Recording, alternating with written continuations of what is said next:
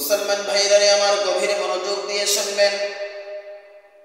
আহলে হক উলামায়ে কেরাম যেভাবে দ্বীনের জন্য মানুষদেরকে আহ্বান করতেছেন, এখনো যদি আমরা তাদেরকে স্মরণ না করি, তাদেরকে আমরা দূরে সরাইয়া দেই, তাহলে মনে করবেন দেশ ধ্বংস হয়ে যাবে, আমরাও ধ্বংস হয়ে যাব।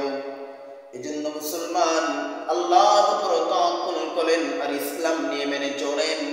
দেখবেন দ্বীন এবং ইসলামের খুঁটি নিয়ে, ঝান্ডা নিয়ে যদি আপনি আগাইয়া চলেন, বাতিল শক্তি আপনাকে দাবাইতে পারবে না, বাতিল আপনাকে কিছুই করতে পারবে না। আপনার একটাই কাজ হবে, আপনি ইসলামের জন্য, দ্বীনের জন্য অগ্রসর হয়ে যাবেন। আজকে বাংলাদেশের উলামায়ে কেরামের ভিতরে দুইটি দল, একটা হলো সরমরায় আর একটা হলো জামাতে ইসলাম।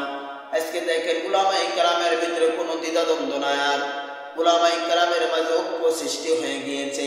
এটা জাতির জন্য একটা শুভ লক্ষণ। আজকে উলামায়ে কেরামের মাঝে আর কোনো বাধা বিঘ্ন নাই, উলামায়ে কেরামের মাঝে আর কোনো মতনৈক্য নাই। উলামায়ে আহলে হক তারা ঐক্যবদ্ধ হয়ে দ্বীনের কাজ করতেছে। আপনাদেরকে বুঝাইতে চাই, হে জাতি মুসলমান ভাই, আমরা আর ভাই ভাইয়ের ভিতরে দ্বন্দ্ব করতে চাই না, আমরা ভাই ভাইয়ের ভিতরে হানাহানি কাটাকাটি করতে চাই না।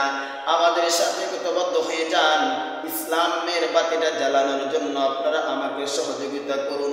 সরমনায় আল্লামা মুফতি রেজাউল করিম হাফিজাহুল্লাহ আর জামাতে ইসলামের ভিতরে ডক্টর শফিকুর রহমান সাহেব উলামায়ে কেরামের সাথে ঐক্যবদ্ধ হইয়া দ্বীনের কাজ করতেছেন।